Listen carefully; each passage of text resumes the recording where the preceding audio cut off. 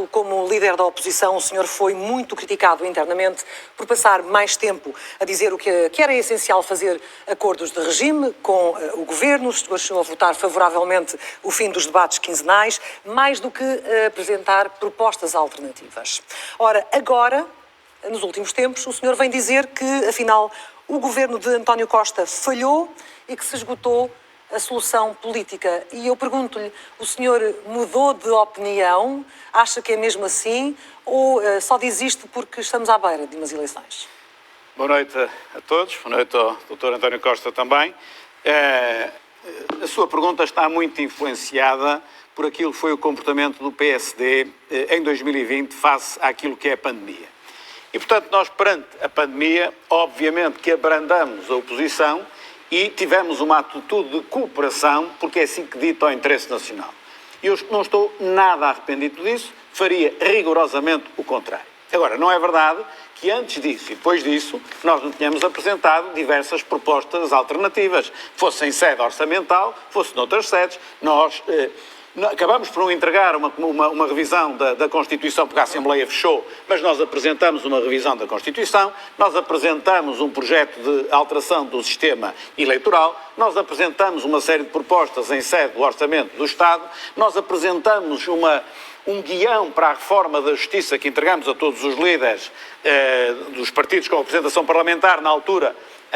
Ainda não havia o IEL e o Chega e o LIVRE, mas aqueles que estavam na altura, e, portanto, obviamente que nós temos essas alternativas. Simplesmente nós também fazemos uma oposição civilizada. Há um tempo para tudo, há um tempo para nós estarmos a fazer uma oposição construtiva, ou seja, em prol do país, e depois há um tempo que é este que agora temos, o tempo antes de eleições, onde nós temos de marcar as diferenças, porque os eleitores têm de saber qual é a diferença entre o PS e qual é a diferença entre o PSD. Mas o senhor diz que ele e há diferenças falhou. substanciais. A expressão foi que ele falhou.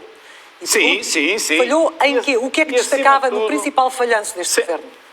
O falhanço é a muitos níveis, mas eu destacaria a dois níveis. Um, ao nível da economia, e outro ao nível dos serviços públicos, com particular incidência no Serviço Nacional de Saúde, mas não só isso. Agora, na economia... Nós teremos a oportunidade, de Rui Rio, de desenvolver essa questão. Deixe-nos ficar ainda por este início de conversa no domínio da questão mais política, eventualmente da própria governabilidade, passando para António Costa, acabado, ouviu as explicações de Rui Rio, mas também o ouvimos nos últimos tempos, sabendo também dos longos anos até de uma relação pessoal positiva, política também. Agora, o senhor vem dizer que a vitória de Rui Rio é um perigo e que não tem confiança numa solução com ele que garanta a estabilidade ao país. Quer dizer-lhe agora, pela primeira vez, que estão juntos, olhos nos olhos, porque é que com ele não? Muito boa noite a quem está a moderar, aos senhores telespectadores e também ao doutor Rui Rio. Vamos lá ver, eu creio que o país neste momento precisava de tudo menos desta crise política, porque, como disse o Presidente da República, o que é urgente é virar a página desta pandemia e focarmos-nos a 100% naquilo que é essencial, a recuperação e o progresso. E a recuperação e o progresso do ponto de vista económico e do ponto de vista social. Nós, felizmente, já conseguimos retomar uma taxa de desemprego ao nível em que estávamos antes da crise. Nós já conseguimos ter as empresas portuguesas a exportarem mais do que exportavam em 2019. Sim. Nós tivemos o ano passado, em 2021, um recorde de investimento empresarial de mais de 20 mil milhões de euros só nos primeiros 9 meses do ano. E terá a oportunidade de desenvolver essa questão sectorial, António Costa. Mantenhamos a questão política. Porque é que Rui Rio representa um perigo, se vencer? No que é que ele é um perigo para o país? É uma expressão sua. Mas vamos lá ver. O problema do Dr. Rui Rio não é o Dr. Rui Rio em pessoa. Então é o quê? As propostas e as ideias que o Dr. Rui Rio defende. E que são? O Dr. Rui Rio preocupa-se muito com os números e isso foi o tornando insensível às pessoas. O Dr. Rui Rio, no momento mais grave desta crise, quando tivemos a preparar o orçamento para 2021, foi às jornadas parlamentares do PSD em outubro de 2020 dizer que era contra o aumento do salário mínimo nacional, era contra a redução das propinas no ensino superior, no momento onde mais do que nunca as famílias precisavam de apoio para a sua vida e para poderem responder às suas necessidades. O doutor Rui Rio muitas vezes trata temas centrais para a vida das pessoas como, digamos, alguma frescura, ligeireza. Olha, num debate em que esteve. E isso é um perigo para o país? Num debate em que esteve, não sei se recorda, Certamente. em que se falou do tema da segurança social. E o Dr. Rui Rio disse com muita franqueza aquilo que verdadeiramente não escreve no programa, que é que defende um sistema misto de segurança social, uma parte pública e uma parte privada. E até foi a Clara de Sousa que lhe perguntou, bom, mas como é que vai financiar o buraco que isso gera? Porque esse modelo misto significa duas coisas. Que deixamos de ter contribuições para sustentar as prestações sociais, as pensões que estão a pagamento, e significa outra coisa, que é colocar em risco a segurança das pensões futuras que passam a ser julgadas na Bolsa e sujeitas àquilo que são as vicissitudes. Nas questões sectoriais, António Costa, nós teremos a oportunidade de avançar, mas percebi, eu noto que não quis deixar qualquer resposta mais política e, portanto, tenho de deixar a palavra para o Rui Rio, porque hoje entrou aqui e já ontem disse que António Costa parte para este debate porque, num momento decisivo para o país como este, em que os portugueses querem saber se haverá ou não possibilidade de algum tipo de ingovernabilidade e em que os partidos tenham de se entender e falar uns com os outros, António Costa chega em desvantagem. E porquê? Deixe-me, antes de mais, dizer uma coisa. Dirão se querem que eu desenvolva ou não. A crise do orçamento que o Dr. António Costa referiu, eu acho que a culpa é do Partido Socialista. Eu não sou contra o aumento do salário mínimo nacional. Relativamente às propinas, sim, pode-se explicar. Já iremos desenvolver isso. E sou pela segurança social pública. Pronto.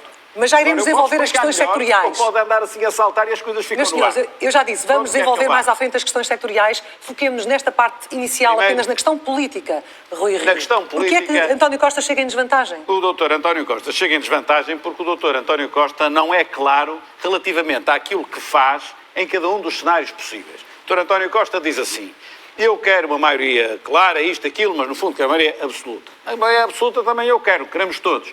A probabilidade de um de nós ter maioria absoluta é muito próxima de zero. Portanto, quais são as probabilidades? Duas probabilidades estão em cima da mesa. Ou o PSD ganha, ou o PS ganha. Se o PSD ganhar, eu já disse o que faço. Se o PSD não ganhar, eu já disse o que faço. O Dr. António Costa diz, se eu ganhar, se o PSD ganhar, já é claro. Sai, porque esteve 6 anos como Primeiro-Ministro, não querem mais, sai. E, portanto, o PS terá de arranjar outra solução. Mas a minha questão é, se o Dr. António Costa ganhar com maioria relativa, que é uma probabilidade que pode existir, como é evidente que existe, o que é que o Dr. António Costa faz? Porque diz assim, com o PSD não falo. Não. E com a denominada geringonça, também não. Mas eu compreendo que não falo com a denominada geringonça, porque a minha pergunta é esta. Aquilo que o Partido Comunista e o Bloco de Esquerda pediram ao Partido Socialista para viabilizar o Orçamento de Estado de 2022, há 2 ou 3 meses atrás, vai-se manter daqui por 1 mês ou 2 também. Portanto, o Dr. António Costa não tem condições, realmente, de reeditar a geringonça, mesmo que seja o mais votado. Porque depois faz o quê? Vai dar o que antes não deu? Então, se vai dar o que antes não deu, podia ter evitado exatamente a crise que está a dar a responsabilidade dos outros. Portanto, o que é que faz o Dr. António Costa? Se calhar, o que faz é sair também. E o Partido Socialista vem com outra solução. E, na verdade, se o Partido Socialista ganhar, teremos um outro Primeiro-Ministro que não o Dr. António Costa. Tudo leva a crer que é o Dr. Pedro Nuno Santos. E aí ainda temos uma situação pior. É que eu penso que aí não temos uma geringonça. Temos o Bloco de Esquerda mesmo dentro do Governo e com ministros do Bloco de Esquerda. Isso, para si, representa... Isso é um perigo para o país? Isso é um perigo para o país? Na minha ótica, Na minha ótica, o Dr. António Costa não ter uma fotografia clara, não dizer exatamente o que faz, acontece um pouco o que aconteceu em 2015, que durante a campanha eleitoral não explicou o que poderia fazer no caso de perder, e depois fez um acordo com o Bloco de Esquerda e com o PCP, que é uma coisa legítima do ponto de vista parlamentar, é certo, mas que não foi esclarecida antes para as pessoas votarem em consciência. António Costa. Portanto, agora têm de votar em consciência, tem de ser esclarecido. É hoje que responde a este repto que lhe tem sido lançado nos últimos tempos? Eu vou responder a tudo, aliás, já respondi à entrada, mas gostaria de pontuar várias coisas. Primeiro, o Dr. Rui Rio quer muito discutir a fórmula política, mas não quer discutir os programas políticos. Dr. Rui Rio, eu tenho aqui o seu discurso nas jornadas parlamentares do PSD em outubro de 2020. E o que o senhor doutor disse em outubro de 2020 foi o seguinte: eu repito, diz sempre de uma forma muito enfática, fazendo aquele gesto, eu repito, não acho adequado o aumento do salário mínimo nacional. Sim, sim. Portanto, o senhor deputado foi contra o aumento do salário mínimo nacional. Aquele aumento. António Costa, António Costa, lugar, mais uma vez, eu vou já- a questão do salário mínimo nacional, do salário mínimo, da economia, já lá vamos. Muito bem. A única coisa que eu quero saber de si é o seguinte: bem. Rui Rio já disse o que fará. Se o senhor vencer e necessitar dele para governar. Muito bem. O senhor, e é necessário haver clareza em relação a isso, para fecharmos esta questão, o senhor ainda não disse o que fará o seu partido consigo de missionário. Nem vejamos esta situação teórica, se Rui Rio ganhar, formar governo, o Bloco ou o PCP apresentarem uma moção de rejeição no Parlamento, o que é que deve fazer o Partido Ora bem, Socialista? em primeiro lugar, ao contrário do que o doutor Rio diz, eu em 2015 disse aos portugueses, antes das eleições, o que é que faríamos. Esta é a manchete do Expresso do dia 26 de setembro de 2015. Uma semana antes das eleições de 2015. E preto no branco, eu disse o seguinte: Costa chumbará um governo de direita se ele for minoritário. E disse aos portugueses que se a direita fosse minoritária, concorrendo em coligação toda junta contra o Partido Socialista e ficasse em minoria, nós faríamos tudo para conseguir uma negociação à esquerda que nos permitisse haver a governação. Está dito e foi publicado no dia 26 de setembro de 2015. Não escondi nada a ninguém. Na noite das eleições, eu fiz um discurso com toda a clareza, que era, aliás, o que o Dr. Rio agora podia repetir. Foi dizer o seguinte: o PS nunca será uma solução de ingovernabilidade. E por isso nunca inviabilizaremos um governo se não tivermos um governo alternativo. Certo. Não há tabus sobre o que é que acontecerá no dia 30 de janeiro. Mas esse princípio só se aplica nessas circunstâncias ou só serve se for quando o PS estiver a governar? No dia 30 de janeiro, quando os portugueses votarem, à noite saberemos os resultados. O resultado que eu considero desejável para o país ter uma estabilidade com uma maioria do Partido Socialista. E aí não há dúvidas sobre o que é que acontece. Mas? Segundo lugar, se o Dr. Rui Rio ganhar as eleições, Sim. ao fim de 6 anos como Primeiro-Ministro, eu não ganho as eleições, só posso ter uma leitura desses resultados. Os portugueses rejeitaram a minha ação como Primeiro-Ministro, não me querem ver mais como Primeiro-Ministro, eu respeito os portugueses e, portanto, arrumo os meus papéis, arrumarei o gabinete e entregarei a chave ao Dr. Rui Rio. Mas tem uma posição sobre o que deve fazer o PS. Agora a pergunta é o seguinte: bom, mas se então não tiver a maioria absoluta? Bom, se não tiver a maioria absoluta, eu não viro as costas aos portugueses, eu não viro as costas a Portugal, eu não viro as costas à necessidade de enfrentar esta crise. E, portanto, teremos que fazer aquilo que é necessário fazer quando não há maioria, que é conversar com os partidos na Assembleia da República e, ou no modelo clássico, como existiu, por exemplo, no primeiro governo do engenheiro Guterres, onde diploma a diploma íamos negociando. O Dr. Rui Rio era deputado nessa altura, eu era Ministro de Assuntos Parlamentares, sei como é que foi difícil, levava mais tempo, mas foi possível, não era a solução desejável. Ou então, nós não conhecemos a aritmética do que vai resultar dessas eleições. O senhor continua sem se comprometer com uma solução que não aquela que seja o PS. Vamos lá ver o seguinte, eu já tenho sido... Porque já perdemos muito tempo nesta questão e o senhor não respondeu. Mas não fui eu que puxei a questão. Agora, temos de deixar explicar. A solução que temos tido até agora de manutenção da geringonça, essa manifestamente nas atuais circunstâncias não é possível. Agora, nós não conhecemos os resultados que vamos ter nas eleições. Eu não me esqueço, por exemplo, que houve um partido que, juntamente com o PS, não contribuiu para esta crise, que foi o PAN. Eu não sei qual é a representação parlamentar que o PAN vai ter nestas eleições. Portanto, a solução... Eu nunca voltarei as costas aos portugueses, desde que não perca as eleições. Eu cá estou para encontrar uma boa solução. Esperar para ver. Vamos avançar para outros temas. Vamos então avançar e vamos aos vossos programas. Proponho que comecemos pelos impostos. E, Rui Rio, olhando para o relógio, como está em desvantagem, vou começar por si. E talvez aquele imposto que diz mais a todos nós. Em termos genéricos, os senhores falam nos vossos programas, o PS fala em ajustamentos ao IRS, o PSD em rever substancialmente os impostos. Comecemos então pelo IRS. Rui Rio, no seu programa promete reduzir o IRS de forma faseada e poupar 800 milhões de euros. De qualquer maneira, lendo com atenção o programa, vimos que é só no final da legislatura, em 25 e 26. A minha pergunta é porquê esperar 2 anos numa altura em que é nesta altura que as famílias mais aflitas estão e que necessitariam dessa redução? Pois bem, se nós olharmos àquilo que foi a governação do país, e nós podemos ir, e devíamos ir até 1995, porque de 95 até hoje o Partido Socialista governou praticamente o tempo todo, só 7 anos é que fomos nós, e desses 7 anos, 4 com o programa da Troika, que foi negociado e assinado pelo Partido Socialista. Se nós olharmos àquilo que foi esta política económica, nós verificamos que há uma degradação dos rácios todos e que Portugal se tem atrasado imenso na Europa e está cada vez mais a caminho da Europa, da cauda da Europa. Então, temos de fazer diferente, porque senão vamos mesmo para a cauda da Europa. Um dos aspectos nucleares é a questão da carga fiscal.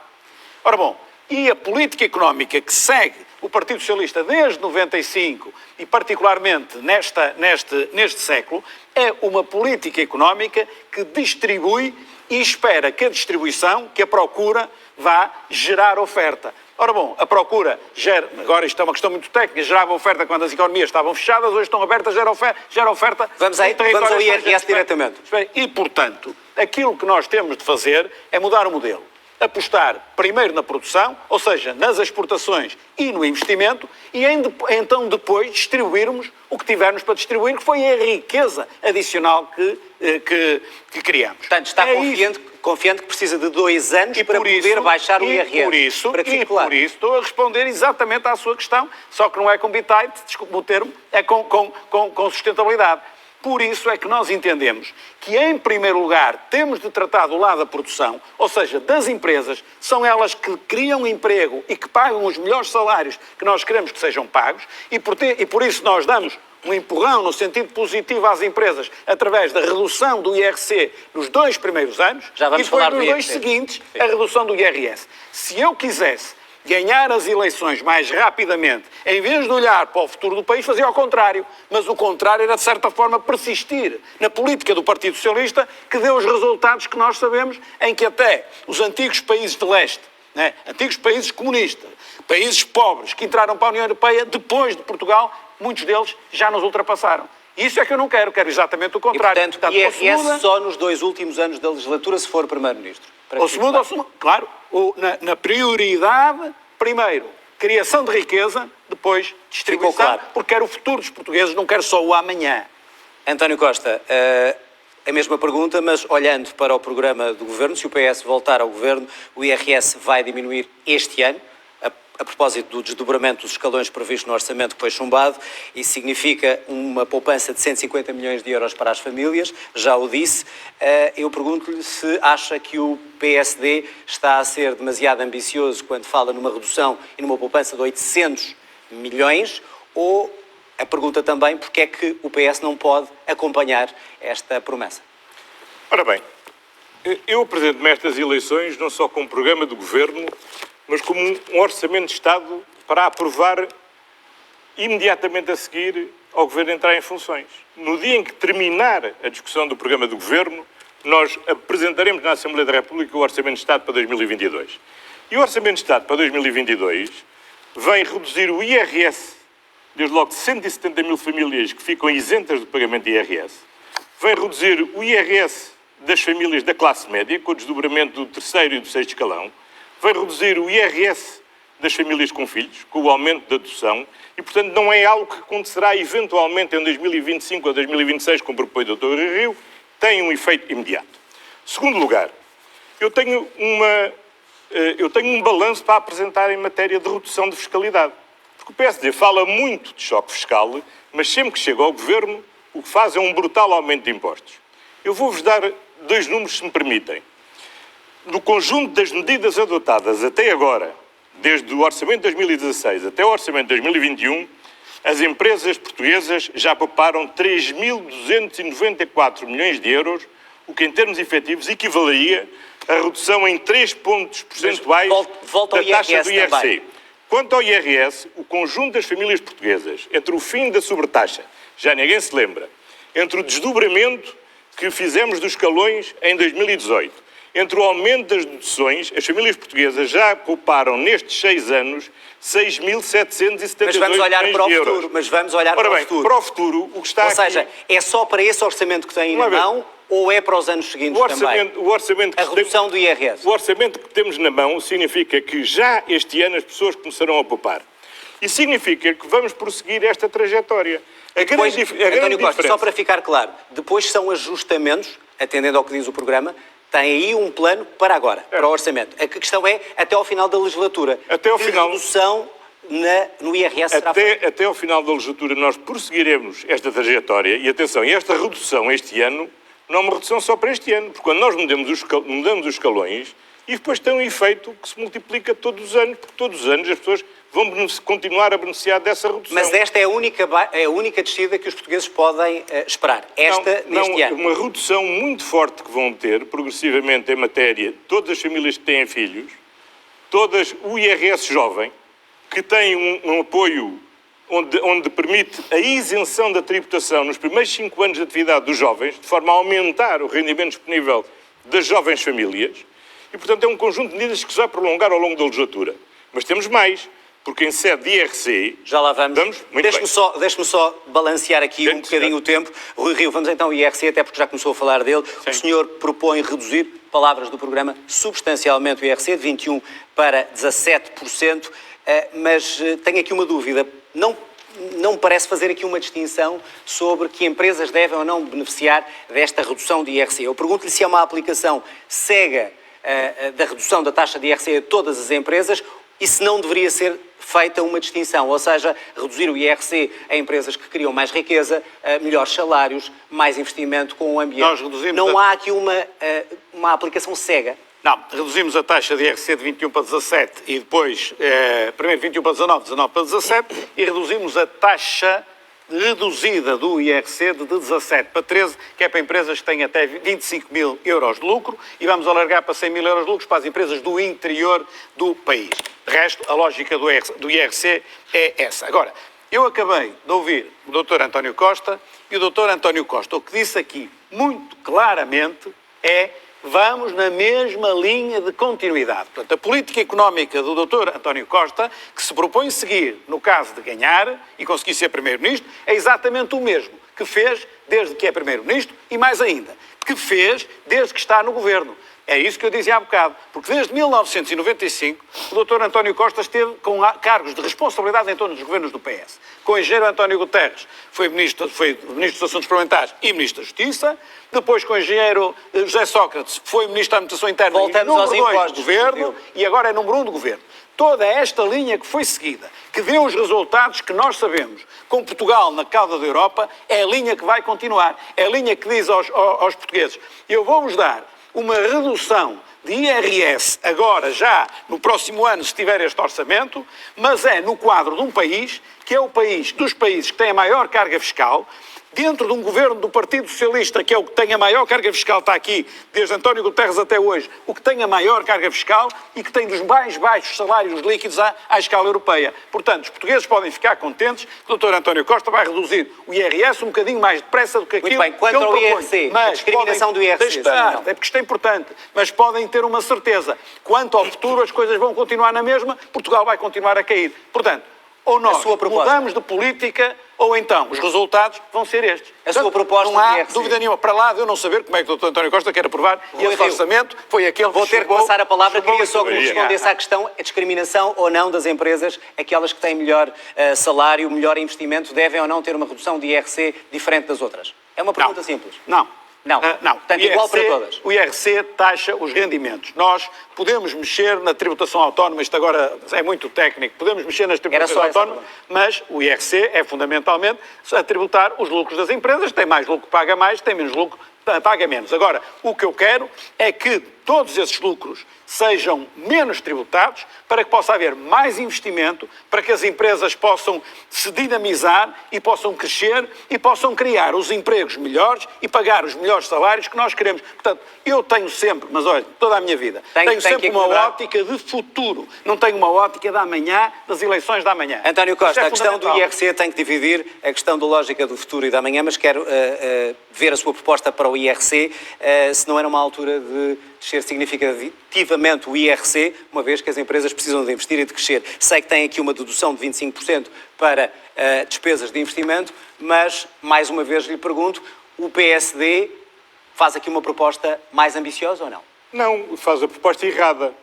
Nós, na prática, com o conjunto de alterações que já fizemos, é o equivalente, na prática, a termos reduzido 3 pontos percentuais à taxa de IRC.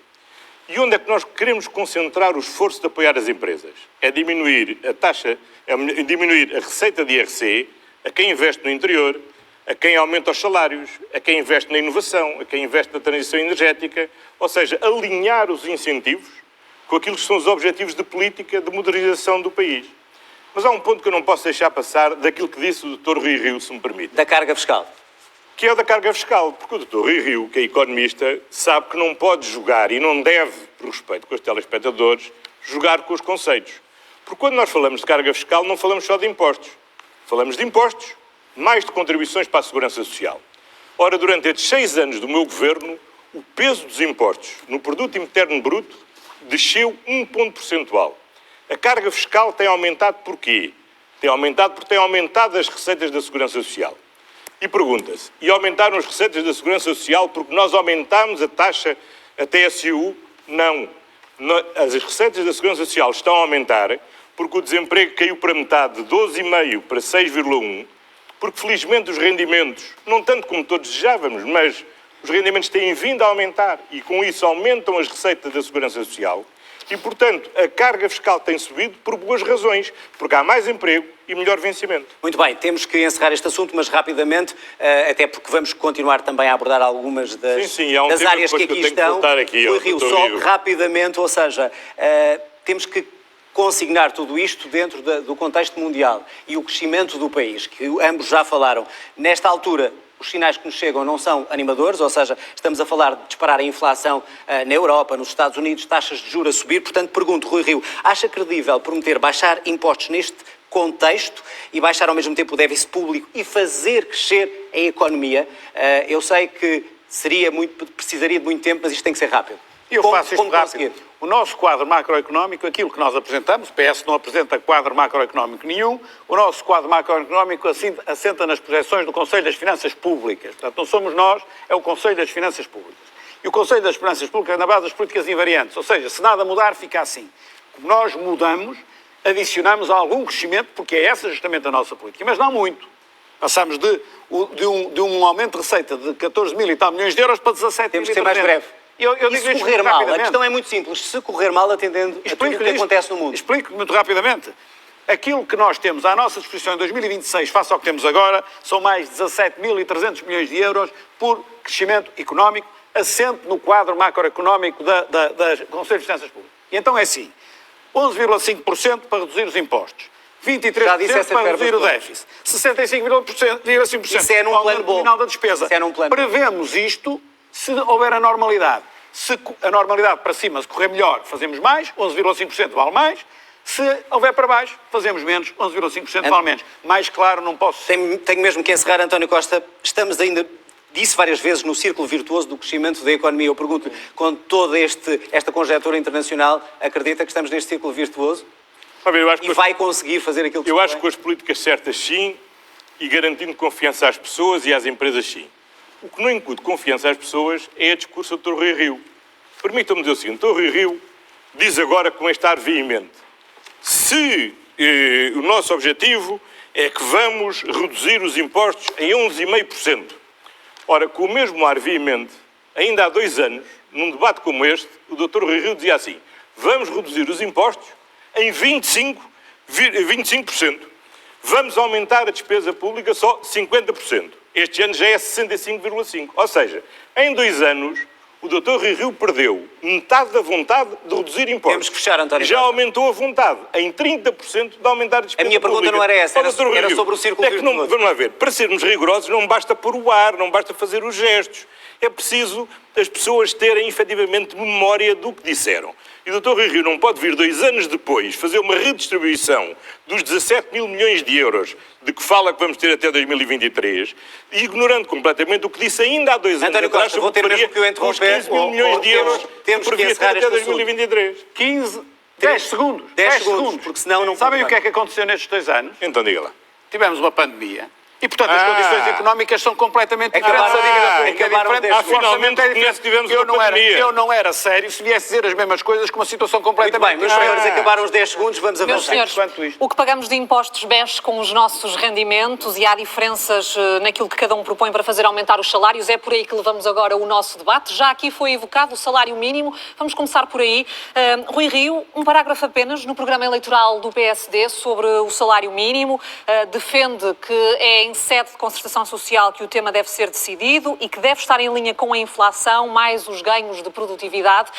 Isto quer dizer que, se for Primeiro-Ministro Rui Rio, não haverá aumentos do salário mínimo por iniciativa do Governo? Não. Isto quer dizer que, se eu for Primeiro-Ministro, haverá aumentos do salário mínimo. Os aumentos do salário mínimo terão em conta a inflação e os ganhos de produtividade. E depois eu entendo que, acima disso, deve haver mais um bocadinho, e esse mais um bocadinho é que deve ser decidido em concertação social. Agora, aquilo que eu não farei é crescimento do salário mínimo nacional por decreto, acima daquilo que a economia pode, porque, fazendo isso, sabe o que acontece? Acontece o resultado final da governação do Partido Socialista. A mediana dos salários em Portugal, eu explico já o que é mediana muito fácil. A mediana dos salários em Portugal são 900 euros. Sabe o que é que isto quer dizer? Metade dos portugueses ganha menos de 900 euros e metade dos portugueses ganha mais de 900 euros. É a segunda pior mediana da Europa. Só a Bulgária é que é pior do que nós. É este o país que nós queremos?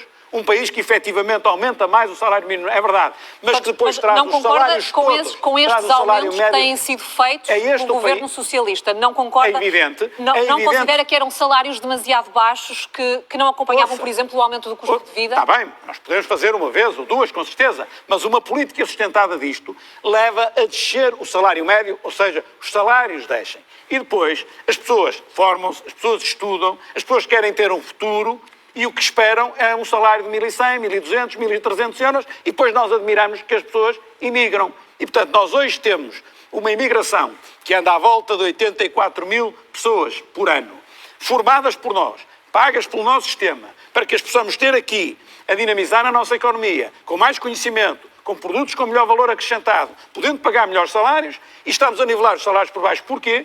Porque as empresas, quando têm de pagar um salário mínimo para lá daquilo que conseguem, não aumentam os outros salários e nós estamos a nivelar por baixo. Portanto, aqui é um PS, e é um PS muito à esquerda, porque é um PS a empobrecer Portanto, olhando o país para e a pagar esta- salários de olhando para miséria esta medida que em levam concreto- a este indicador insufismável. Rui Rio, olhando para esta medida em concreto, que está no programa do PS, 900 euros de salário mínimo em 2026, não é comportável, no seu entender, face à conjuntura e às previsões da Face economia? à situação que temos, face àquilo que é, por exemplo, a previsão do nosso quadro macroeconómico na tal normalidade, não é possível. E quanto é que é possível? Qual é que é a previsão do PSD? Mas, se o quadro não for esse, e a inflação disparar, a inflação na Europa já está nos 5%, se a inflação em Portugal disparar e passar os 5% ou os 6%, pode até ser pouco, como é lógico, face àquilo que eu estou a dizer. Mas E o aquilo PSD que eu não tem uma concordei- previsão e- daquilo que as empresas poderão pagar de salário mínimo, por exemplo, até ao final da legislatura?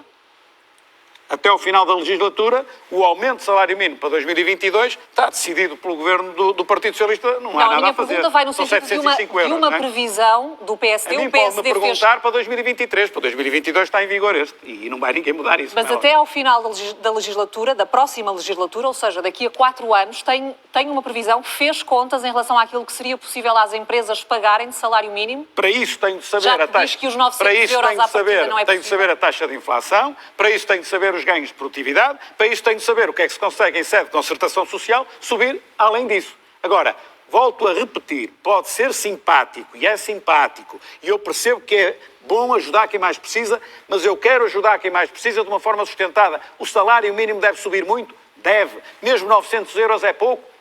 mas eu quero que ele suba de uma forma sustentada, que a economia aguenta e que o país anda para a frente e que nos desenvolvemos e que não vamos para a casa da Europa. António Costa, subir o salário mínimo de forma sustentada, defende o PSD, os 900 euros em 2026, que estão previstos no programa do PS, podem não ser possíveis? É uma promessa que pode ficar por cumprir?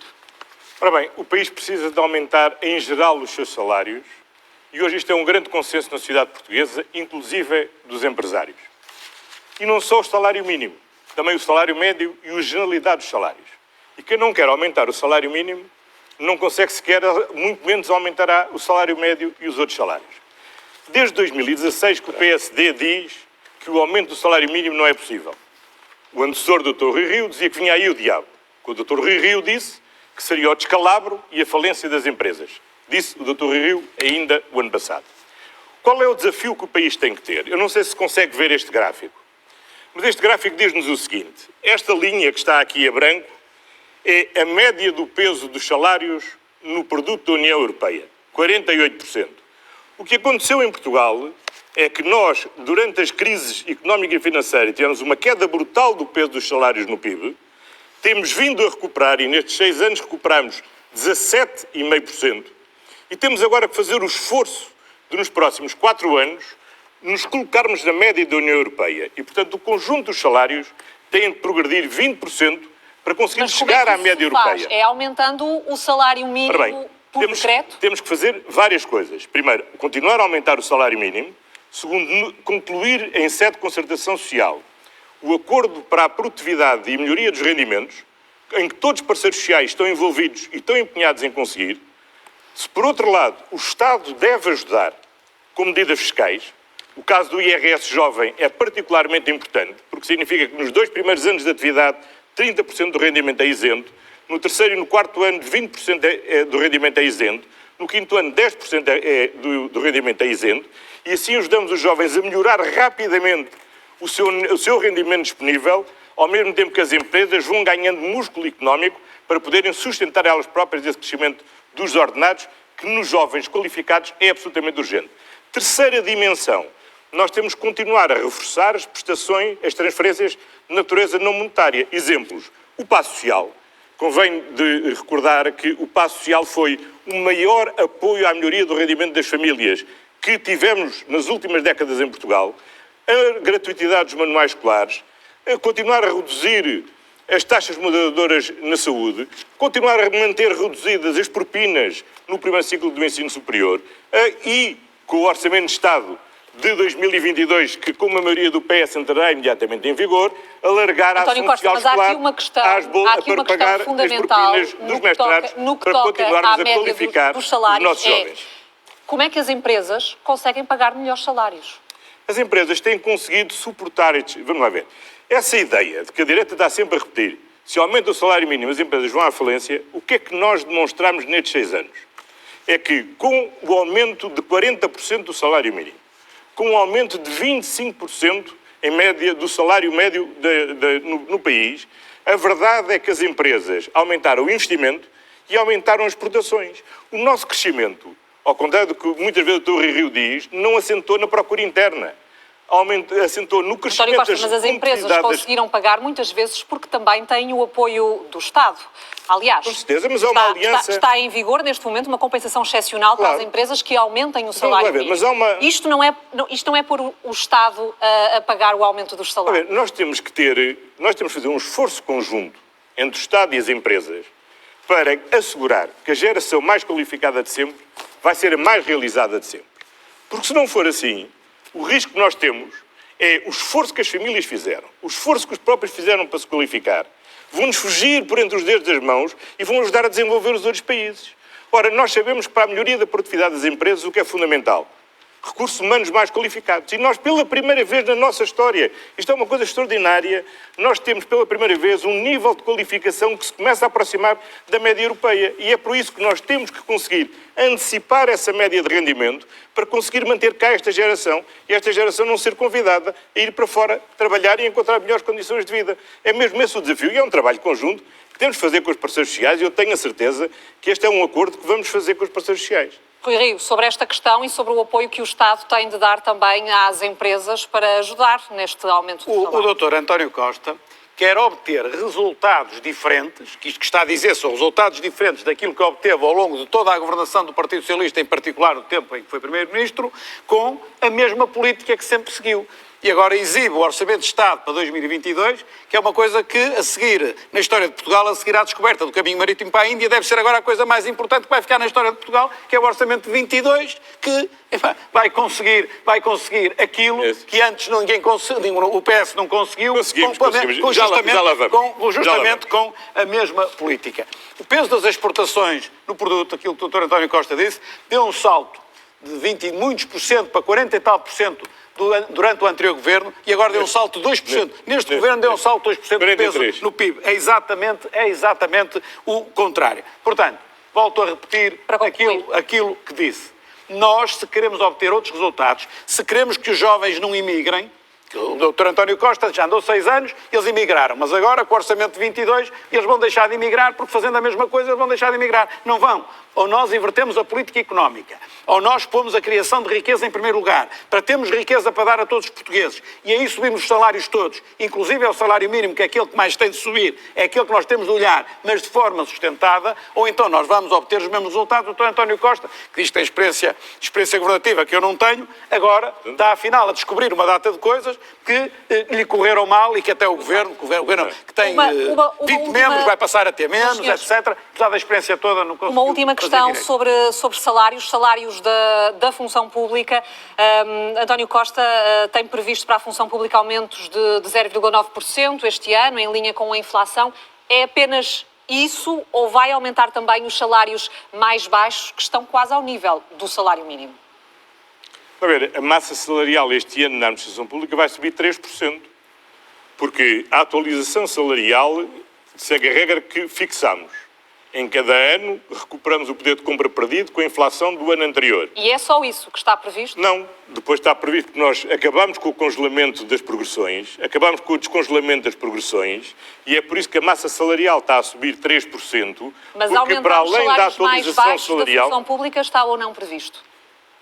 Nós íamos iniciar uma negociação, que obviamente nestas circunstâncias não fizemos, para que relativamente, em particular aos assistentes técnicos, que com a subida do salário mínimo já ficam com um diferencial salarial relativamente reduzido, para podermos rever a tabela geral. Mas isso, obviamente, não é matéria para tratarmos em campanha eleitoral, é matéria para tratarmos serenamente com os sindicatos após a campanha eleitoral. Rui Rio, sobre a função pública, o senhor já disse, vou citar, o número de funcionários públicos continua a aumentar. Se continuar a aumentar, nunca o Orçamento do Estado permitirá pagar salários decentes. O que é que isto significa? Que há funcionários públicos a mais? Sim, significa que nós temos de otimizar os recursos. Há mais funcionários públicos do que havia. E os serviços públicos estão muito piores. Experimente tirar o cartão do cidadão, o passaporte, a carta de condução. Não experimenta, felizmente para si, pedir a reforma, mas quem pede a reforma, aos 66 anos e agora são 4 meses, parece, para sermos mais pede a como é que se reforma, resolve a Segurança esse Social demora a responder, imagine, descontou para a Caixa Geral de Apresentações e para a Segurança Social, pede a reforma, vem-lhe a resposta, pai, passado 1 ano ou mais. Como é que se tem melhores serviços com um Estado mais magro? É essa a questão. Portanto, o que eu quero dizer com isto é que os serviços públicos se têm degradado com o Partido Socialista e o Partido Socialista meteu mais funcionários públicos, para mais funcionários públicos, serviços piores. Dito isto, o que é que eu quero dizer? Temos de racionalizar os serviços, temos de fazer uma reforma do Estado na lógica da reforma administrativa, há a reforma do Estado na lógica política, descentralização, e há a reforma no modo de funcionamento do Estado. Temos de fazer essa reforma. Agora, os funcionários públicos que estão a trabalhar neste momento não podem, por isso, ser prejudicados, nem perder poder de compra. E, por isso, nós garantimos um aumento da taxa de inflação, mais aquilo que é a progressão normal nas carreiras. Mais do que isso, para conseguirmos mais do que isso, temos de conseguir uma maior produtividade na economia portuguesa e, neste caso concreto, uma maior produtividade nos serviços do Estado, que, repito, com o PS se tem degradado, sendo que quase só falamos do Serviço Nacional de Saúde, e bem, mas não é só esse. Tudo se tem degradado. A pandemia acabou por agravar, como sabemos, muitos dos problemas conhecidos do Serviço Nacional de Saúde. Não temos hoje a oportunidade de falar aqui deles todos, mas vamos focar-nos numa questão absolutamente central ao nível dos cuidados de saúde primários, que é o médico de família e um médico de família para todos os portugueses. Esta promessa estava no programa eleitoral do PSD em 2011. Não foi cumprida. Entrou no programa eleitoral do PS em 2015.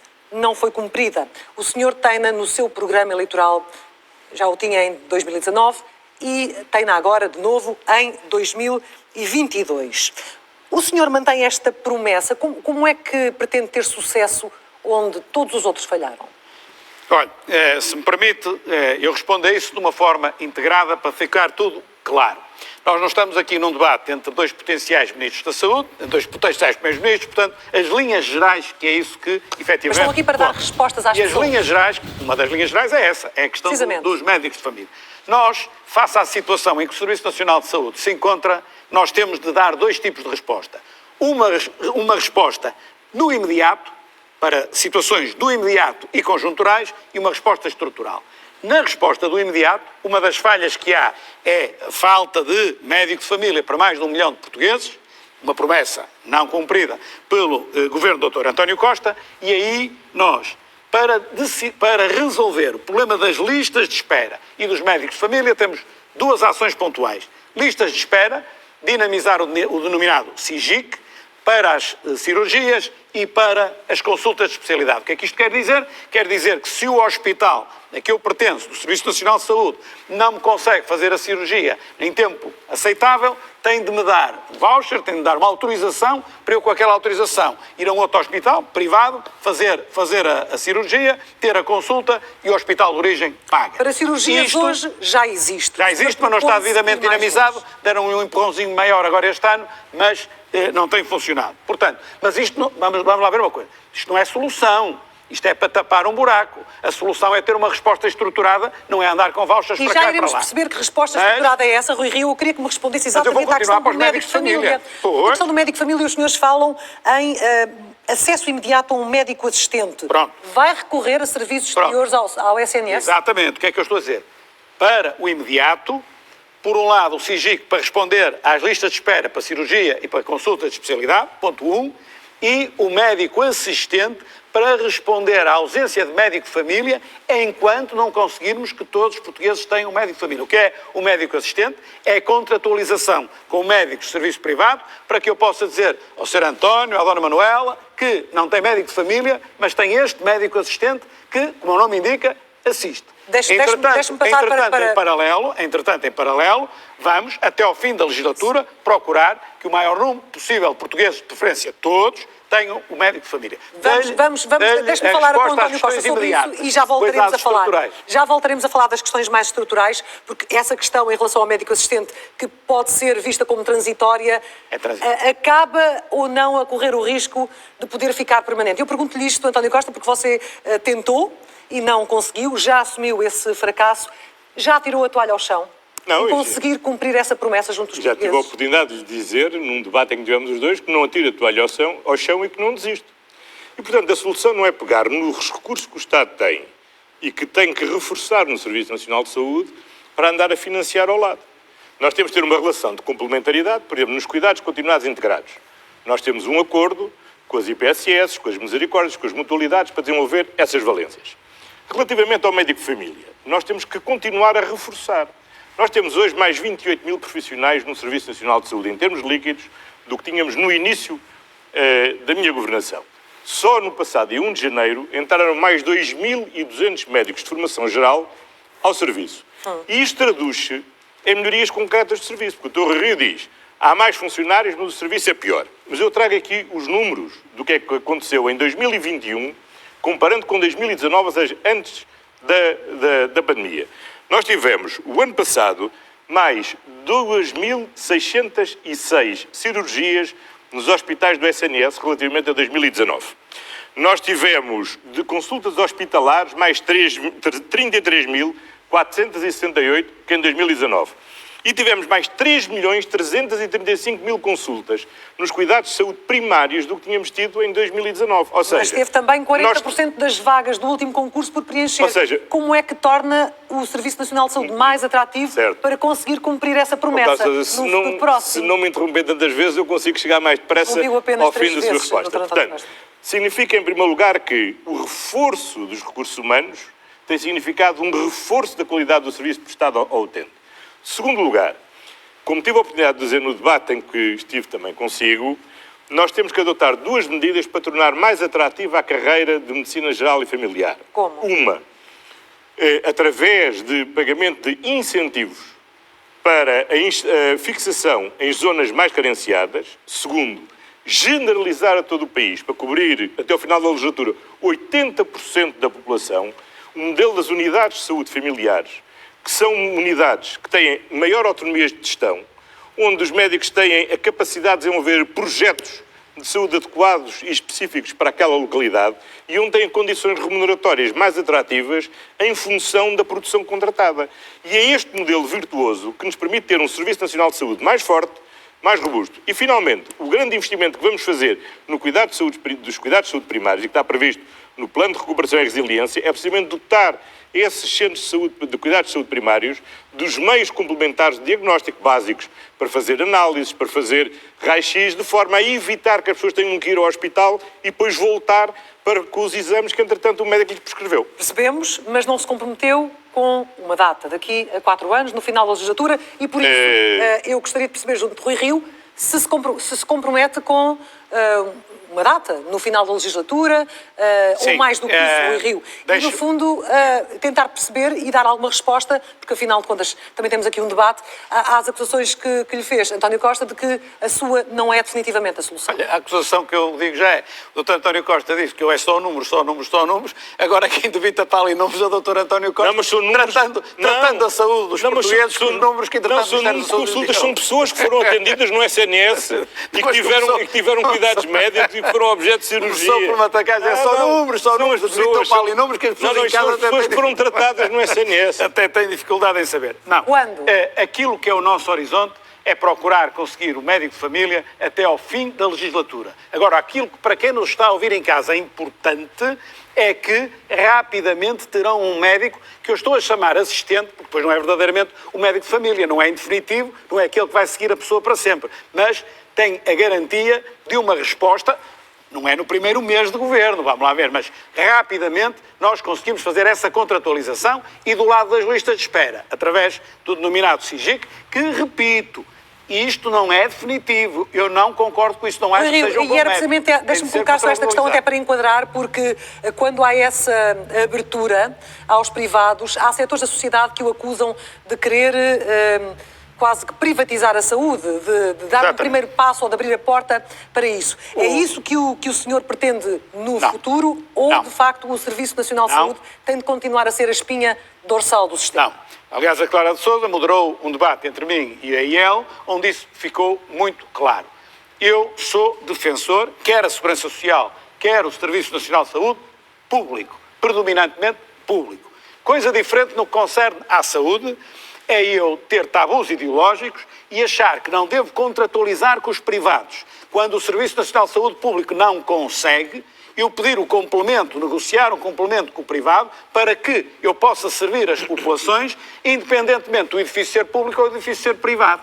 Agora, isto tem de ser feito de uma tal maneira que constitua aquilo que eu tenho dito, o que verdadeiramente significa a palavra negócio. Tem de ganhar os dois. Não vou esperar. Não vou esperar. Na saúde. Espera aí, não vou esperar que o privado entre para perder, porque não faz isso, mas eu tenho de ganhar. Tenho de conseguir mais serviço a melhor preço e mais, espera aí, e mais. E depois, se o privado consegue isso, eu tenho de conseguir que o público consiga também. Se olhar para o Hospital de São João no Porto e comparar com o Hospital de Santa Maria em Lisboa, os rácios são completamente diferentes. O Hospital de São João tem um nível de produtividade muito superior. Então, se há um hospital que o consegue, porque é que os outros não conseguem também? Se os privados conseguem melhor que o público, porque é que o público não há de conseguir também?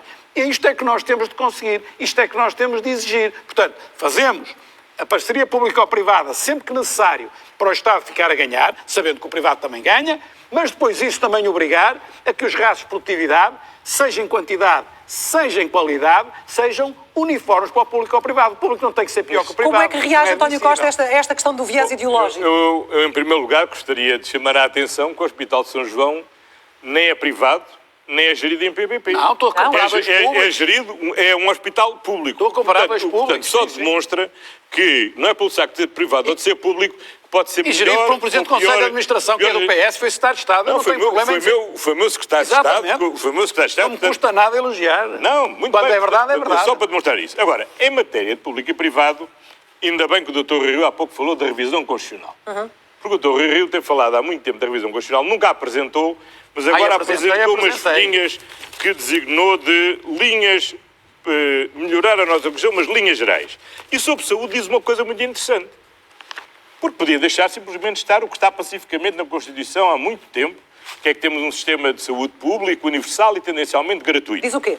Quer mudar. E diz assim, acesso a cuidados de saúde do Serviço Nacional de Saúde não pode, em caso algum, ser recusado por insuficiência de meios económicos. Parece tudo bem. Agora, porquê é que, em vez de dizer que é tendencialmente gratuito, vem dizer que não é recusado por razões económicas? Só há uma explicação. É que pretendem que a classe média, que hoje beneficia de ser tendencialmente gratuito, tenha que passar a pagar os cuidados de saúde. Ou então não se justifica qualquer alteração à Constituição.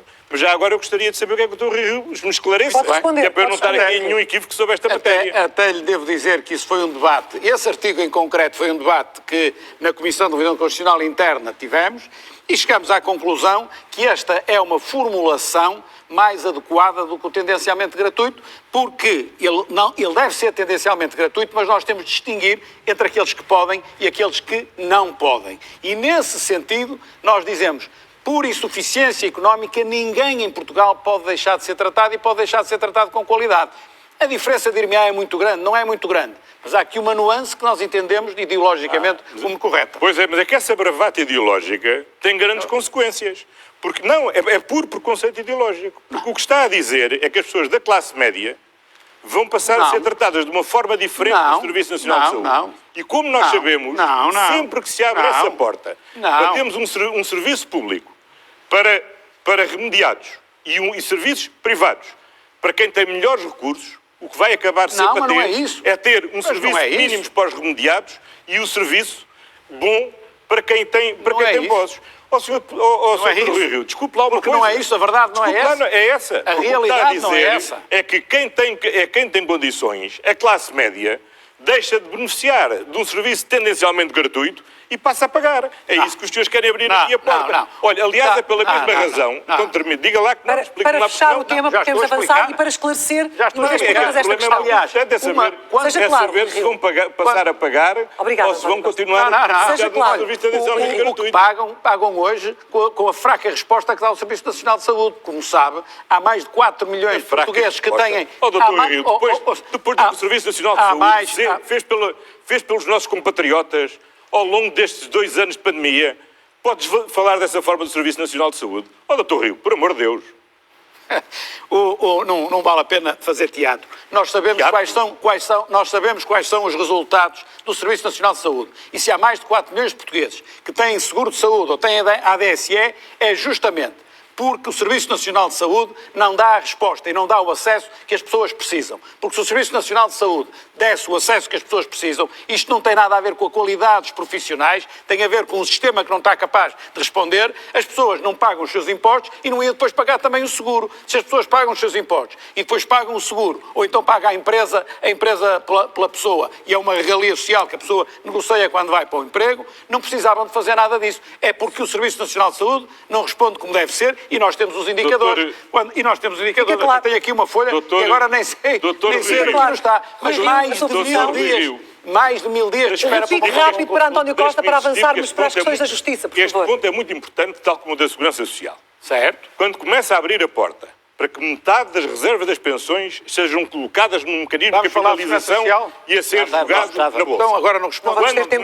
Quando começa a desistir de melhorar a qualidade do Serviço Nacional de Saúde, porque eu sei que o Serviço Nacional de Saúde é muito bom, compara com o melhor ao nível mundial, mas que temos de continuar a fazer o esforço de continuar a melhorar. Esse é um desafio constante. Meus senhores, vamos avançar até porque temos 15 minutos até ao final do debate. Nas condições de trabalho dos recursos humanos, nas condições nas condições da população para atender, mas isso significa continuar a fazer investimento. Muito bem. O senhor deputado vamos reside no concluir Porto. este tema, por favor. Só terminar. O senhor deputado reside no Porto. Uma das grandes ambições da cidade do Porto, há décadas, era ter o centro materno-infantil precisamente no São João. O famoso Joãozinho. Foi um investimento que foi feito por este Governo, pelo Serviço Nacional de Saúde, para continuar a melhorar. Se for hoje ao Hospital de Gaia, está muito diferente do que estava há 4 anos atrás. Uma parte, outra parte está a cair. Mas a outra parte vai continuar a obra. O que não podemos é parar. Eu não desisto de continuar a melhorar. Desta questão. Só um aspecto. 10 segundos mais uma vez, como pediu. Dr. António Costa está a querer confundir a qualidade dos profissionais no Serviço Nacional de Saúde com o acesso que as pessoas têm à qualidade desses profissionais. São coisas muito bem. Vamos olhar para outra questão. Peçamos. E o acesso melhora passando muito bem, acho que já está claro. Vamos olhar, senhores, proponho que olhemos agora para a justiça. Há uma percepção nos portugueses de que esta justiça, e já falaram em desigualdade no Serviço Nacional de Saúde, que a justiça não funciona da mesma forma para quem tem dinheiro, quem tem poder e para quem é mais pobre, quer no acesso, quer às decisões depois dos processos. A minha pergunta é a seguinte: é uma percepção errada ou é uma realidade? Rui Rio. Não é percepção errada nenhuma, infelizmente é uma realidade. A capacidade que a Justiça neste momento tem de responder às necessidades do país é fraquíssima. Nós conhecemos a morosidade na Justiça. Nos tribunais administrativos e fiscais, uma sentença dificilmente demora menos de 15 anos a transitar em julgado. Nós conhecemos a morosidade da Justiça em casos de alta gravidade, mesmo na parte penal. Nós conhecemos os julgamentos populares que são feitos por quebra de segredo de justiça, que é crime. Nós conhecemos ou temos percepção da alta corrupção que existe em Portugal e a Justiça não tem estado capaz de lhe pôr cobro. Aliás, eu vejo às vezes agentes da Justiça a criticar a corrupção, pois estão tudo bem, mais do que ele, mais do que qualquer um de nós na política, compete à Justiça justamente combater a corrupção. Mas aí falha para todos ou falha-se mais para alguns do que para outros? Era a minha questão. Se falha mais para uns do que outros, em termos de dinheiro. É evidente que quem tem dinheiro pode contratar melhores advogados, defende-se melhor. Isso tudo bem. Agora, não estou a dizer que o sistema de justiça lá dentro privilegia quem tem dinheiro versus quem não tem. Isso não, por amor de Deus. Eu estou a dizer é que quem tem defende-se naturalmente melhor. Temos prescrições permanentes que as pessoas portuguesas não percebem como é que as pessoas ficam, não vou dizer impunes, porque elas podem ser inocentes, fiquem por julgar. Portanto, o retrato da justiça é mau. Está feito. Eu acho que é mau. Não reconhecermos que ele é mau. António Costa, a mesma pergunta, se é uma percepção errada ou uma realidade esta distinção de que quem tem dinheiro aproveita a forma como a justiça está, quem não tem dinheiro acaba por não ter uma justiça, permita-me, não tão justa. Eu acho que há uma necessidade nacional de nos esforçarmos para reforçar a confiança dos cidadãos na justiça. A justiça são várias realidades. Se nós olharmos para a justiça civil, felizmente, nos últimos 6 anos baixaram 47% das pendências. Se olharmos para a justiça administrativa e fiscal, é verdade, o Dr. Rui Rio tem um nível de pendências dramático e temos que reformar a justiça administrativa e fiscal e é uma das prioridades que temos no nosso programa do Governo. No que diz respeito à justiça penal, ela também é muito desigual. Há processos que são simples e que andam depressa, felizmente. Há processos muito complexos e que se arrastam muito tempo. Houve uma medida fundamental que foi aprovada, aliás, por unanimidade na Assembleia da República, com exceção do Chega, que faltou essa votação, no pacote de luta contra a corrupção, e que contou também com o voto do PSD, e que deu um contributo muito importante para uma maior celeridade, que é a alteração da legislação relativa aos famosos megaprocessos. Agora, o programa do PSD, se me permitem, é um programa muito perigoso relativamente à justiça. E eu escolho bem a palavra quando digo perigoso, porque a maior garantia que nós podemos ter que a justiça é igual para todos é a garantia de que a justiça não é sujeita ao controle do poder político. E o PSD tem 2 propostas no seu programa, página 38, que são muitíssimo perigosas. Uma de que já temos ouvido o Dr. Rui Rio falar várias vezes, que é impor que o poder político tenha a maioria no Conselho Superior do Ministério Público. Ou seja, os políticos passarem a controlar o Ministério Público. Ora, dar força à Polícia Judiciária e respeitar a autonomia do Ministério Público são 2 condições fundamentais para fortalecer o Estado de Direito contra, designadamente, no combate à corrupção. Mas há uma nova que eu nunca tinha ouvido falar, deixe-me só terminar, nunca tinha ouvido falar, e que é a criação de um provedor do utente que não pode ser um magistrado e que deverá fazer chegar ao Conselho Superior da Magistratura e ao Conselho Superior do Ministério Público as queixas. Ou seja, o poder político passa a nomear, neste caso através do Presidente da República, uma espécie de fiscal sob o nome de provedor. Portanto, o que está a dizer é que o modelo atual está certo e que não deve, no que diz respeito aos Conselhos Superiores, não deve haver uma ingerência de mais pessoas fora da sociedade civil. Nós precisamos de fazer... Só para clarificar esta questão. O que nós precisamos mesmo de fazer, nesta área da informática, é a informatização massiva do sistema. Certo, mas em relação a essa questão, lançou o perigo. Graças à informatização, transformar as regras processuais que vêm do século XIX e são caducas. Agora, há uma coisa que é fundamental para todos os portugueses. É garantir a independência da Justiça, muito bem. a autonomia do Ministério Público. Esse repto, tem que passar a palavra. As propostas do PSD visam única e exclusivamente subordinar o Ministério Público e a Justiça em geral ao poder político. Rui Rio, a resposta a este perigo lançado por António Costa, dos políticos quererem... O perigo é lançado pelo programa do PSD. Muito bem. Dos políticos poderem ter mais interferência na Justiça através destas duas... Eu diria que o Dr. André Ventura era capaz de não fazer uma intervenção muito diferente desta que agora o Dr. António Costa era. Quando diz que aquilo que nós propomos é que o Conselho Superior do Ministério Público e da Magistratura, já agora, que os Conselhos Superiores tenham lá políticos, não é? Para que os políticos vão para lá controlar. Primeiro, o Conselho Superior do Ministério Público e da Magistratura não controla as sentenças, nem controla quem é investigado e deixa de ser, no caso do Ministério Público. E aquilo que nós dizemos não é políticos. O que nós dizemos é uma coisa muito simples, que lá em casa toda a gente entende. No Conselho Superior da Magistratura e do Ministério Público não pode ou não deve haver uma maioria de magistrados, porque tem tendência, obviamente, ao corporativismo. Depois, nós precisamos de ter mais transparência. E para termos mais transparência, nós temos de ter, nesses Conselhos Superiores, uma maioria da sociedade civil. Rio, não são os políticos, mas são os políticos que vão escolher. A questão é se há essa interferência. Sim, mas obviamente... Ou seja, serão partidos como os senhores, tanto o PSD como o PS, que vão escolher... Mas vamos lá ver uma coisa. Com certeza. Mas também há normas, e o Dr. António Costa sabe que nós propomos isto, que proíbem que seja nomeado alguém que tenha desempenhado um cargo político, por exemplo, nos últimos 5 anos. Agora, diga-me uma coisa. O Presidente da República não pode nomear para o Conselho Superior da Magistratura porque o Presidente da República é político, porque foi eleito. Que é melhor do que o Presidente da República para nomear portugueses idóneos para ir para o Conselho Superior do Ministério Público ou da Magistratura. Isto é populismo. Aquilo que o Dr. António Costa agora aqui vendeu foi dizer ele quer lá meter os políticos, não há que quisesse meter deputados, quer é afastar a maioria dos magistrados para controlar os magistrados. Aquilo que eu entendo, exatamente, aquilo que eu entendo que é uma norma elementar de transparência é que o órgão que gere a justiça e que tenha a disciplina da justiça, seja no Ministério Público, seja no Conselho Superior da Magistratura, não deve ter uma maioria de juízes para eles não serem juízes em causa própria. Isto é de elementar transparência e é lógico. Quanto ao provedor, o provedor não é nenhum fiscal. O provedor é uma entidade a que os cidadãos se podem dirigir queixando-se das insuficiências da Justiça e da forma como foram tratados na Justiça.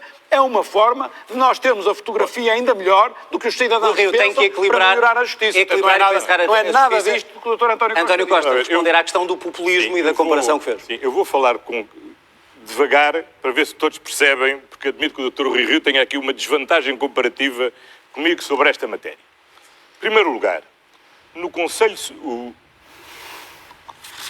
entendimento em todas as instâncias internacionais, desde o Conselho da Europa, a Comissão Europeia, todos, que controlar os órgãos de gestão da magistratura é fundamental garantir a sua independência para garantir a independência dos magistrados. Porquê? Porque são estes órgãos de gestão que fazem a avaliação, que fazem as promoções e, portanto, é uma forma direta e indireta de garantir a independência dos magistrados, é precisamente garantir a independência destas instituições.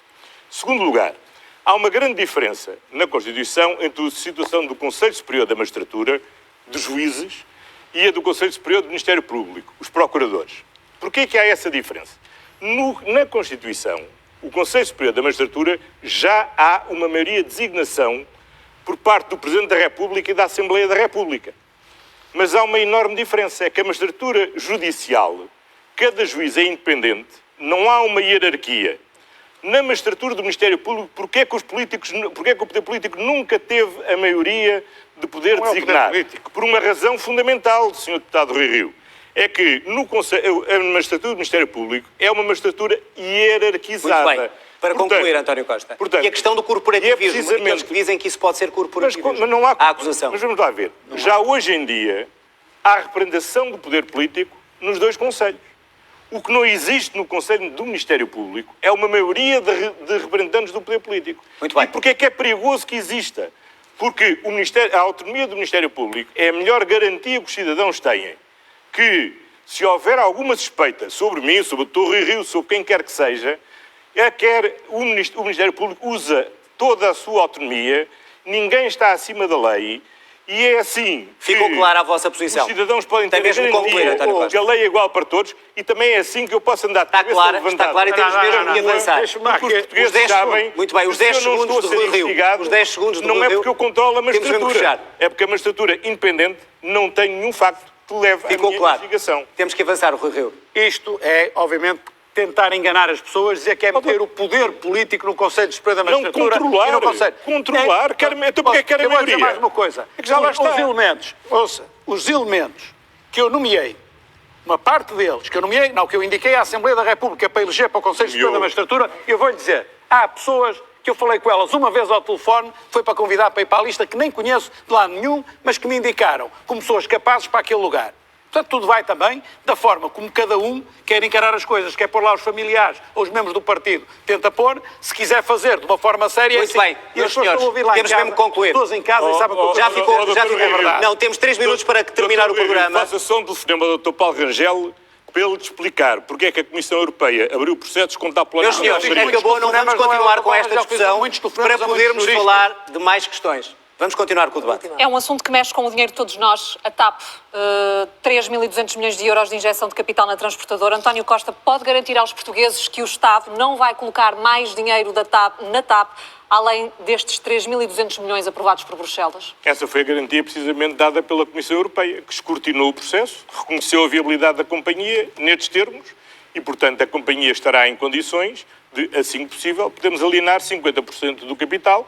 E há, felizmente, já outras companhias interessadas em adquirir 50% do capital. 50% é tudo o que está previsto de alienação da companhia? Claro, porque como aliás se verificou, se o Estado não tivesse readquirido 50% do capital depois de ele ter sido alienado, já depois da queda do governo de Passos Coelho, quando o Sr. Neilman foi à falência em todo o mundo, a TAP tinha ido para o buraco com o Sr. Neilman. Foi graças ao Estado estar presente, foi graças ao Grupo Barraqueiro estar presente, que nós conseguimos salvar a TAP.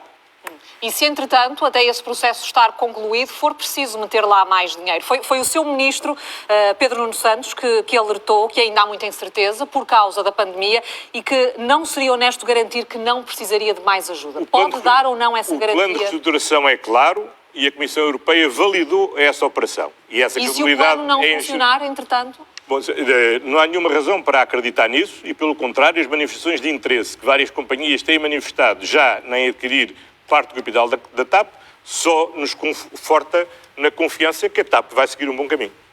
Rui Rio, durante o debate com Francisco Rodrigues dos Santos que admitiu pela primeira vez, foi claro ao dizer que se for Primeiro-Ministro é para privatizar a TAP. Apesar disso não constar do programa eleitoral do PSD, é para privatizar quando? A TAP não devia ter sido nacionalizada como foi por este governo, aos 50% primeiro e depois... Comprada. A TAP recebe deste governo 3.200 milhões de euros. Há bocado falamos na redução do IRC. Sabe qual é a receita de IRC anual do país? São 5 mil milhões. A TAP recebe 3,2 mil milhões de euros. Isto, obviamente, não é aceitável. Mais ainda, uma empresa que dizem de bandeira, mas apenas serve o aeroporto de Lisboa e não liga nada ao resto dos aeroportos e ao resto de Portugal. E mais ainda, mesmo o aeroporto de Lisboa serve de forma absolutamente, eu estou a medir a palavra, indecente. Sabe o que é que eu tenho aqui? Olha, eu tenho um voo da TAP que faz Madrid-São Francisco. Madrid-São Francisco. E faz escala em Lisboa. Sabe quanto paga ao espanhol? O espanhol paga 190 euros por ir de Madrid a São Francisco com escala em Lisboa. Quanto paga ao português se apanhar o avião em Lisboa para ir para São Francisco? O mesmo avião que vem de Madrid paga 697 euros. É companhia de bandeira, mas é companhia de bandeira espanhola ou de outro país qualquer. E, portanto, quem já pagamos disse que é para somos nós. privatizar E é assim quando? que a TAP Quando, ouça, Rui Rio? e Quando é assim, porque concluir isto agora, este processo de reestruturação depois Desculpe, de 2025? isto é revoltante. Isto é admissível. Nós a pormos lá 3.200 milhões de euros, é quase a receita anual do IRC. Não liga ao aeroporto de Faro, não liga ao Funchal, É não para liga ao privatizar aeroporto do quando? Porto, Para só de concluirmos, Rui Lisboa, Rio, estamos e mesmo no final assim do os debate lisboetas e é pagam António isto. Costa Ouça, pretende fechar. Isto é gravíssimo, é a minha opinião. Já viu? É para não sei se está a ver privatizar bem o que eu estou a depois de dizer. 2025, 190 quando estiver euros ao concluído o espanhol, plano de o avião para reestruturação. aqui, o português paga 600 e tal euros. É para isto que os portugueses estão a dar os seus impostos a esta empresa como a TAP. E, portanto, se ela fosse privada, fazia aquilo que muito bem Não entender. tem uma meta Mas para ela essa está aqui com o privatização, é dinheiro dos isso? portugueses. Não tem uma meta para quando é que avança para essa A privatização? meta é fácil. Meta temporal. A meta é fácil. É o mais depressa possível. Agora, o mais depressa possível não é para amanhã, porque senão vende mal. Não vou vender mal, tenho de vender bem. Mas, obviamente, que assim não é sustentável. Isto não é sério nem é competente. António Costa, deixe-me usar uma expressão sua. Foi por bravata ideológica que o senhor desprivatizou a TAP quando chegou ao governo? Não, primeiro nós não nacionalizamos, nós compramos e compramos para prevenir precisamente que aquele privado que lá estava e que não merecia confiança não daria cabo da TAP um dia que fosse à falência. Em 2020, as empresas do Sr. Neilman foram caindo em todo o mundo. A TAP salvou-se porque felizmente o Estado estava lá. Porque felizmente o Sr. Humberto Pedrosa e a Grupo Barraqueiro estavam lá. E estamos agora a reestruturá-la. Aquilo que o Dr. Rio não diz é o que é que tinha feito. Tinha fechado a TAP. Digo. Tinha fechado a TAP e perdia 10 mil postos de trabalho. Tinha deitado pela janela 3 mil milhões de euros que a TAP vende de exportações para o país. Tinha esquecido os 1.300 milhões de euros que a TAP compra às Para concluir, empresas António Costa, temos nacionais. mesmo de fechar e os tempos estão equilibrados. Portanto, a verdade é que nós temos que focar-nos no futuro, na recuperação do país e no progresso. E para isso eu gostaria de terminar chamando a atenção... Rapidamente, António Costa, por muito favor. rápido. Que é dizer o seguinte: o Dr. Rui Rio faz uma malandrice habitual, que é procurar diluir os resultados dos últimos 6 anos de governação, falando da média do PIB dos últimos 20 anos, dizendo que há uma estagnação. Ora, a verdade é que nós reviramos a página da estagnação. Desde que eu sou Primeiro-Ministro, o país cresceu em média 2,8% ao ano, contra os 0,4% dos anos anteriores. O ano passado, em 21, Já não cresceu temos tempo, António Costa, 4,6%. para isso, Este nem ano, para todas revisitar as estes previsões números, indicam temos de fechar 5,8%. o debate Mas para não desequilibrar, vou mesmo para não terminar, desequilibrar ainda mais o para tempo. dizer o seguinte: Dr. Rui Rio, o senhor que é economista não precisava de recorrer a estas malandrizes para reconhecer António o óbvio. Costa. Felizmente o país Rui hoje está a Rio. crescer mais e melhor Muito obrigada do que a a ser ambos. no investimento e na exportação e na Muito melhoria do obrigada. rendimento das Está famílias. assim concluído o debate nas televisões entre o secretário-geral do PS e o presidente do PSD. Muito bem, ficaram aqui, como vimos, diferentes modelos de desenvolvimento para o país e o desejo destes dois homens em vencer as eleições com as diferentes propostas. Precisamente a decisão está agora nas mãos dos eleitores que votam nas legislativas antecipadas já no próximo dia 30 de janeiro. Muito boa noite, os convidados, hoje aqui presentes.